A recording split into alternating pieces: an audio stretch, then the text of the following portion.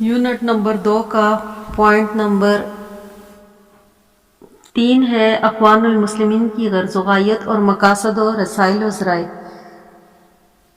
اخوان المسلمین کا قیام 1938 میں شیخ حسن البنا اخوان کی غرض و غایت، وسائل اور ذرائع و طریقہ کار پر ایک طویل خطبہ پیش کیا، جس میں انہوں نے دین و دنیا کے جامع اور مکمل اسلامی تصور کی روشنی میں ملک کے زیر بحث سیاسی مسائل پر جماعت کی رائے بھی واضح کی اور اللہ کی سرزمین میں اس کی حکمرانی کا مقصد انتہائی وضاحت اور بے باکی کے ساتھ بیان کیا۔ اس کا اہم خطبے کا ایک طویل اقتباس درج ذیل ہے کہ ہمارا عقیدہ یہ ہے کہ اسلام نے احکام و تعلیمات جامعہ ہیں، وہ لوگوں کو دنیا و آخرت کے امور کی تنظیم کرتے ہیں۔ جو لوگوں کو یہ خیال کرتے ہیں کہ یہ تعلیمات صرف عبادات و روحانی گوشہ پر مشتمل ہے، ان کا یہ گمان غلط ہے، اس لیے کہ اسلام عقیدہ و عبادات و وطن و شہریت، دین و حکومت، روحانیت و عمل، قرآن و تلوار سب کو شامل ہے۔ قرآن میں ان سب موضوعات پر کلام کرتا ہے اور ان سب کو اسلام کا مغز اور اس کا غیر منقسم حصہ سمجھتا ہے اور ان کو بہترین طریقے سے سر انجام دینے کی نصیحت کرتا ہے۔ اس بات کو کی طرف ارشاد باری تعالیٰ ہے کہ اللہ نے تم کو جو کچھ عطا کیا ہے اس سے دار آخرت کما لو اور دنیا میں اپنا حصہ بھی نہ بھولو اور بھلے کام کرو جیسا کہ اللہ نے تمہارے ساتھ احسان کا معاملہ کیا۔ پھر اسلام کی وسعت و جامعیت پر دلالت کرنے والی دیگر آیات کا تلاوت کے بعد شیخ نے فرمایا، اس طرح اخوان اللہ کی کتاب سے جڑے ہیں اور ان سے رشد و ہدایت اور رہنمائی حاصل کی تو ان کو یقین ہو گیا کہ اسلام کے یہی کلی اور جامع و شامل معانی مطلوب ہیں۔ اب اگر امت چاہتی ہے کہ وہ صحیح اسلام کے لحاظ سے مسلمان ہو تو اس پر واجب ہے کہ اسلام کا یہی کلی اور جامع و شامل و معانی مطلوب ہے تو اس پر واجب ہے کہ اسلام اس کے تمام امور زندگی پر محیط ہو، اس کے رنگ میں اپنے آپ کو رنگے، اس کے احکام کی تابعداری کرے اور اس کے قواعد و تعلیمات کو اسی سے اخذ کر کے ان کے ساتھ چلے۔ اگر اس نے صرف عبادات میں اس کا لحاظ کیا اور دیگر امور میں غیروں کی تقلید کی تو ناقص الاسلام امت کہلائے گا اور ان لوگوں کی مشابہ سمجھی جائے گی جن کے بارے میں اللہ تعالیٰ نے فرمایا، کیا تم کتاب کے بعض حصے کو نہیں مانتے اور بعض کا انکار کرتے ہو؟ تم میں جو ایسا کرے گا اس کی سزا دنیا کی زندگی میں رسوائی کے علاوہ کیا ہو سکتی ہے اور قیامت کے دن ان کو سخت عذاب میں ڈالا جائے گا اور اللہ تمہارے اعمال سے بے خبر نہیں۔ اس کے ساتھ ہی اخوان کا عقیدہ یہ ہے کہ اسلام کی تعلیمات کی بنیاد اور ان کا سرچشمہ اللہ کی کتاب ہے اور اس کے رسول صلی اللہ علیہ وآلہ وسلم کی سنت ہے، جن کو اگر امت مضبوطی سے پکڑے رہے گی تو کبھی گمراہ نہ ہوگی۔ اسلام سے متعلق بہت سی آراء علوم ان زمانوں اور اقوام کا رنگ لیے ہوئے ہیں جن میں وہ پیدا ہوئی، اس لیے اسلامی قوانین کو سہولت اور آسانی کے اس اولین سرچشمہ سے اخذ کرنا واجب ہے جس سے پہلے امت نے حاصل کیا تھا، اور اسلام کو اس طرح سمجھنا چاہیے جیسا کہ سلف صالح میں صحابہ تابعین اور رضوان اللہ علیہم اجمعین نے سمجھا تھا۔ اللہ اور رسول صلی اللہ علیہ وآلہ وسلم کی حدود پر رک جانا چاہیے تاکہ ہم اللہ کی پابندی کے علاوہ کسی اور قید میں اپنے آپ کو نہ جکڑیں اور ہماری زمانہ پر اس کا رنگ نہ چڑھے جو اسلام کے موافق نہ ہو، اس لیے اسلام تو ساری بشریت کا دین ہے۔ اس کے ساتھ ہی اخوان کا عقیدہ یہ ہے کہ ایک عمودی دین کی حیثیت سے اسلام ہر زمانے کی اقوام ملتوی کی زندگی کے تمام امور کو شامل ہے، وہ اس سے بلند و بالا ہے، اس کی زندگی کے خالص دینی امور کی جزیات کو چھیڑے، وہ ہر معاملے کے ایک کلی قواعد و وضع کرے، ان کی عملی تطبیق کے طریقے اور ان کی حدود میں چلنے کی رہنمائی کرتا ہے، پھر صحیح تطبیق کی ضمانت کے لیے انسانی نفس کے علاج پر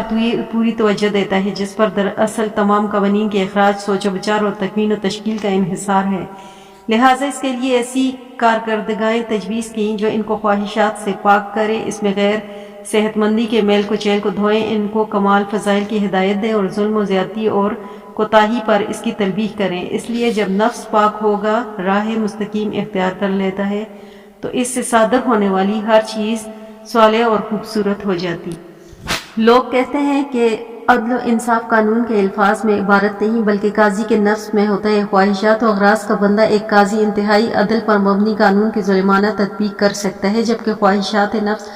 اور خود غرضی سے آزاد دوسرا قاضی ناقص اور ظالم ترین قانون کی منصفانہ تطبیق کر سکتا ہے، جس میں لوگوں کے لیے خیر و بھلائی اور رحم و انصاف کو ملحوظ رکھا گیا ہے۔ اس کتاب کی وجہ سے اللہ تعالیٰ نفس انسانی بڑی توجہ کا مستحق قرار پایا۔ حقیقت بھی یہی ہے کہ اسلام کی تربیت یافتہ اولین بشری نفوس کمال انسانی کی اعلیٰ ترین مثال ہے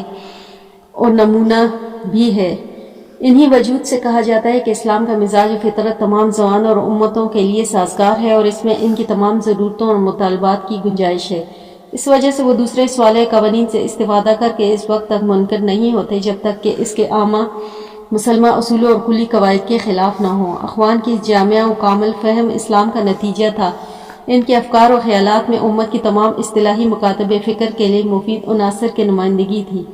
اس کی تفصیل خود شیخ حسن البنا کے الفاظ میں ملاحظہ کیجیے کہ آپ کسی تردید کے بغیر کر سکتے ہیں کہ اخوان المسلمین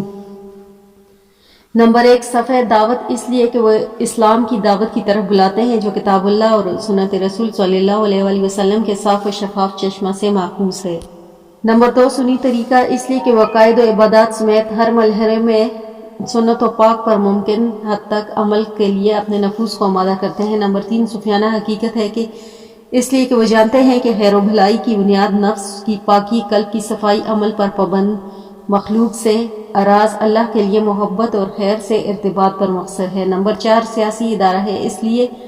کہ وہ اندرون ملک حکومت کی اصلاح، بیرونی اقوام سے امت مسلمہ کے روابط پر نظر ثانی، عوام کی عظمیت و شرافت پر تربیت اور ہر حالت میں ان کی ملی تشخیص کی حفاظت کا مطالبہ کرتے ہیں۔ نمبر 5 سپورٹس کلب ہے اس لیے کہا اخوانی جسمانی ورزش کی طرف توجہ دیتے ہیں اور جانتے ہیں کہ طاقتور مومن کمزور مومن سے بہتر ہے۔ نیز یہ کہ نبی کریم صلی اللہ علیہ وآلہ وسلم نے فرمایا ہے کہ تم پر تمہارے بدن کا حق ہے، اور یہ بھی معلوم بات ہے کہ اسلامی فرائض و واجبات کی مکمل اور صحیح ادائیگی مضبوط جسم کے بغیر ممکن نہیں۔ نماز، روزہ، حج، زکوٰۃ کی نجومی انجام دہی کے لیے یقیناً ایسے جسم کی ضرورت ہوتی ہے جو رزق حاصل کرنے کے لیے زندگی کی جدوجہد کی ذمہ داریوں کو برداشت کر سکے۔ اس مقصد کے حاصل کرنے کے لیے وہ ورزشی تربیت اور سپورٹس اور ٹیموں پر دیگر سپورٹس کلبوں کے برابر یا شاید ان سے بھی زیادہ توجہ دیتے۔ نمبر 6 علمی ثقافتی رابطہ ہے اس لیے اسلام نے علم حصول ہر مسلم مرد و عورت پر فرض قرار دیا ہے، لہٰذا اخوان کی علمی و ادبی انجمن وقتاً علوم و تہذیب کے مدارس اور جسم و عقل اور روح کی تربیت کے ادارے ہیں۔ نمبر 7 اقتصادی کمپنی ہے اس لیے کہ اسلام صحیح طریقے سے مال و دولت کمانے اور اس کو خرچ کرنے کی ترغیب دیتا ہے، چنانچہ نبی کریم صلی اللہ علیہ وآلہ وسلم نے اس بارے میں فرمایا ہے کہ صالح انسان کے لیے حلال مال کیا خوب ہے۔ نیز ارشاد فرمایا کہ جو ہاتھ سے کام کرتے کرتے تھک ہار جائے اس کی مغفرت ہوگی، اور رسول اللہ صلی اللہ علیہ وآلہ وسلم کا قول ہے کہ اللہ پیشہ ور ہنرمند مومن سے محبت رکھتا ہے۔ پھر 8 ہے کہ معاشرتی اصلاح کا نظام ہے اس لیے اخوانی مسلم معاشرے کی بیماریوں کی طرف دھیان دیتے ہیں اور ان کے علاج کے لیے وسائل تلاش کرتے ہیں تاکہ امت ان سے شفا پائے۔ پھر اغراض و مقاصد آ جاتے ہیں 3.2 میں۔ اسلام کے جامع اصلاحی تصور کی وضاحت کے بعد شیخ حسن البنا نے اخوان المسلمین کی غرض و غایت، ان کے پیش نظر اسلامی خدمات کے کام اور ان کاموں کی انجام دہی کے طریقے اور وسائل پر بحث کرتے ہوئے فرمایا،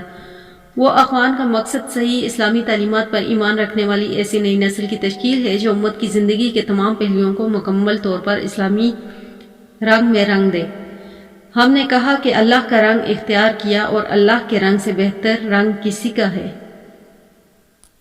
اس مہم کی انجام دہی میں اخوان کا وسیلہ اور فیام کی تبدیلی اور اسلامی تعلیمات پر دعوت کی مددگاروں کی ایسی تربیت ہے کہ جس کے ذریعے وہ ان تعلیمات کی پابندی کی فکر و عمل میں دوسروں کے لیے نمونہ مثال بن جائے۔ جس اسلام پر اخوان کا یقین و ایمان ہے کہ اس کے ارکان میں ایک اہم رکن حکومت بھی ہے جو تنفیذ پر بھی اس طرح اعتماد کرتی ہے کہ جس طرح رہنمائی پر اعتماد کرتی ہے۔ تیسرے خلیفہ راشد حضرت عثمان رضی اللہ تعالیٰ عنہ نے بہت پہلے فرمایا تھا کہ اللہ تعالیٰ حکومت و اقتدار کے ذریعے ان برائیوں پر روک لگاتا ہے جو قرآن کے ذریعے نہ روک سکیں، اور نبی کریم صلی اللہ علیہ وآلہ وسلم نے حکومت کو اسلام کا ایک مضبوط رشتہ قرار دیا ہے۔ اس لیے ہماری فقہی کتابوں میں حکومت کے باب عقائد اور اصولی معاملات میں شمار نہ کہ فروعی مسائل میں، اس لحاظ سے اسلامی حکومت اور تنفیذ پر بالکل اسی طرح جس طرح وہ تشریع و تعلیم اور قانون و قضا پر مشتمل ہے، ان میں کوئی چیز اسلامی حکومت کا تصور واضح کرتے ہوئے سامراج سے آزادی کا کھل کر ذکر کرتے ہوئے شیخ نے فرمایا، اے اخوان، ہم کیا چاہتے ہیں؟ کیا ہم مال و دولت جمع کرنا چاہتے ہیں جو زائل ہونے والا سایہ ہے؟ کیا عزت و جاہ کی وسعت چاہتے ہیں جو آنے والی حالت ہے؟ یا زمین میں جبروت چاہتے ہیں؟ اس بارے میں یہ اچھی طرح یاد رکھو کہ بے شک زمین اللہ ہی کی ہے اور اپنے بندوں میں جس کو چاہتا ہے اس کا وارث بنا دیتا ہے۔ نیز ہم اللہ تبارک و تعالیٰ کا یہ قول بھی پڑھتے ہیں کہ وہ آخرت کا گھر ہم ان لوگوں کو دیں گے جو زمین میں نہ لڑائی چاہتے ہیں، نہ بگاڑ اور عاقبت متکی لوگوں کے لیے ہے۔ اللہ گواہ ہے کہ ہم ان چیزوں میں سے کچھ نہیں چاہا، نہ ہم نے ان کے لیے کام کیا اور نہ ہم ان کی دعوت دی، لیکن ہمیشہ یاد رکھو کہ تمہارے وہ بنیادی مقصد ہیں۔ نمبر 1، اسلامی وطن ہر غیر ملکی اقتدار سے آزاد ہو، اس لیے کہ ہر انسان کا فطری حق ہے۔ اس کا انکار ظلم و جابر اور مطلق العنان انسان کے علاوہ کوئی نہیں کر سکتا۔ نمبر 2، پھر اس آزاد وطن میں خود مختار اسلامی حکومت قائم ہو جو اسلامی احکام کے تحت کام کرے، اس کے معاشرے نظام کو نافذ کرے، اس کے صحیح اصولوں کا اعلان کرے اور اس کے حکیمانہ دعوت لوگوں تک پہنچائے۔ جب تک ایسی حکومت قائم نہ ہوگی، اس وقت تک مسلمان گناہگار اس کے قیام میں کوتاہی اور اس کے برپا کرنے میں تساہلی پر اللہ تعالیٰ کے سامنے جوابدہ ہوں گے۔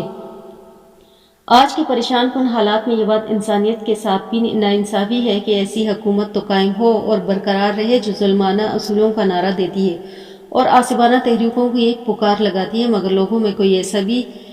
فرد اور جماعت موجود ہے جو برحق و عدل اور امان کے لیے کام کرتا ہے۔ پھر اس کے بعد آ جاتا ہے عام وسائل۔ الرسالۃ العامۃ الجامعات میں شیخ حسن البنا نے اخوان کے مقاصد کے حصول کے لیے عام وسائل کا ذکر کرتے ہوئے لکھا ہے کہ ہم ان مقاصد کو کیسے حاصل کر سکتے ہیں۔ صرف تقریریں و تحریر، اسباق و مذاکرات، مرض کی تشخیص و علاج کی تجویز بے سود ہے۔ ان میں نہ تو مقصد حاصل ہوتا ہے اور نہ داعی کسی غرض و غایت تک پہنچ پاتے ہیں، بلکہ ان تمام تحریکوں کے وسائل ہوتے ہیں جن کو اختیار کرنا اور ان کے لیے کام کرنا پڑتا ہے۔ یہ عام وسائل جن میں تغیر و تبدیل بھی نہیں ہوتی وہ یہ ہیں: نمبر 1، پختہ ایمان و یقین۔ نمبر 2، باریک بینی سے مرتبہ و تشکیل و تخمین۔ نمبر 3، مسلسل جد و جہد۔ اے اخوان، یہی تمہارے وسائل بھی ہیں، اس لیے اپنے افکار و خیالات پر ایمان و یقین رکھو، ان پر متحد رہو، اس کے لیے کام کرو اور ان پر جمے رہو۔ بہت سے لوگ کہیں گے کہ ان وسائل کی کیا حیثیت ہے، متعدد مفاسد کے علاج میں یہ کیسے فائدہ مند ہو سکیں گے؟ سود کی بنیاد کے بغیر معاشیات کا نظام کیسے چلاؤ گے؟ عورت کا مسئلے میں کیا رویہ اختیار کرو گے؟ طاقت کے بغیر اپنے حقوق کیسے حاصل کرو گے؟ اے اخوان، اچھی طرح جان لو کہ شیطان ہر مسئلہ کے خیالات میں وسوسے پیدا کرتا ہے۔ پھر ارشاد باری تعالیٰ ہے کہ پھر اللہ مٹا دیتا ہے شیطان کے وسوسے اور اپنی آیات کے مستحکم کر دیتا ہے، اور اللہ سب جاننے والا اور حکمت والا ہے۔ ان معترضین کو بتاؤ کہ تاریخ جن گزشتہ اور موجودہ اقوام کے حالات بیان کرتی ہے، ان میں عبرت و نصیحت کے پہلو موجود ہیں، اور ان سے یہ سبق ملتا ہے کہ جو امت زندگی کا عزم مصمم کر لے وہ فنا نہیں ہوتی۔ پھر اس کے بعد آ جاتا ہے 3.4، مشکلات اور رکاوٹیں۔ دعوتی تحریکوں کے اتراؤ چڑھاؤ کے بارے میں سنت اللہ کے ادراک و بصیرت کی روشنی میں شیخ حسن البنا نے اخوان کے مردان کار کو اس دعوت کے راستے میں پیش آنے والی مشکلات و پریشانی کا ذکر العاقبات فی طریقنا کے تحت بہت صفائی سے کرتے ہوئے تحریر فرمایا۔ آپ کو یہ بات صاف صاف بتا دینا چاہتا ہوں کہ بہت سے لوگ کو ابھی تک آپ کی دعوت کی بابت پوری نہیں ملی۔ جس دن ان کو اس کا علم اور اس کے اغراض و مقاصد کا ادراک ہوگا، اس دن اس کی طرف سے سختی، دشمنی اور سنگدلانہ معاملے سے تمہارا واسطہ پڑے گا اور تم کو بہت سی مشکلات اور رکاوٹیں پیش آئیں گی۔ صرف اس وقت تم حقیقی معائنی میں اہل دعوت کا صبر آزماؤ اور کامزن ہونے کی ابتدا کرو گے۔ ابھی تک تو تم غیر معروف ہو، دعوت کی تمہید کام میں لگے ہوئے ہو اور جد و جہد اور جہاد کی مطلوبہ تیاری۔ حقیقت اسلام سے عوام کی بے خبری تمہارے راستے کی رکاوٹ بنے گی۔ اہل دین اور سرکاری علماء میں ایسے افراد بھی ہیں جو تمہاری فہم دین پر تعجب کا اظہار کریں گے اور ان کی راہ میں تمہارے جہاد پر نکیر کریں گے۔ حکومتوں کی سربراہی، رہنمائی و اہل جاہ و اقتدار تمہارے ساتھ بغض و حسد کا معاملہ کریں گے۔ تمام حکومتیں تمہارے خلاف یکساں اٹھ کھڑی ہوں گی اور ہر حکومت سرگرمیوں پر پابندی لگانے اور تمہارے راستے میں رکاوٹ کھڑی کرنے کی کوشش کرے گی۔ غاصب تمہارے مقابلے اور تمہاری دعوت کے اس نور کو بجھانے کے لیے ہر ہتھ کنڈا استعمال کریں گے۔ اس مقابلے میں وہ کمزور اخلاق سے عاری حکومتوں کے سامنے مدد کے لیے دست سوال دراز کریں گے اور تمہاری طرف ظلم و زیادتی اور بدسلوکی کا ہاتھ بڑھائیں گے۔ یہ سب مل کر تمہاری دعوت کے خلاف شکوک و شبہات کا غبار اڑائیں گے اور ظالمانہ الزامات لگائیں گے۔ حکومت، اقتدار، مال و دولت اور اثر و رسوخ کے بلبوتا پر اس دعوت پر ہر عیب چسپاں کریں گے اور لوگوں کے سامنے ان کو بدترین شکل و صورت میں پیش کریں گے۔ پھر ارشاد باری تعالیٰ ہے کہ وہ اپنے منہ کی پھونکوں سے اللہ کے نور کو بجھانا چاہتے ہیں۔ اللہ اپنے نور کو پورا کرنے والا ہے، خواہ کفار اس کو ناپسند کریں۔ اس وقت تم تجربہ اور امتحان و آزمائش کے دور میں داخل ہو گئے کہ دو بند سے بالا پڑے گا، بے گھر بے در کیے جاؤ گے، تمہارے ادارے ضبط کیے جائیں گے، کام معطل ہوں گے، گھروں کو خانہ تلاشی ہوگی اور ان ابتلائی آزمائش کی مدت طویل بھی ہو سکتی۔ لیکن اس امتحان و آزمائش کے بعد اللہ نے مجاہدین کی مدد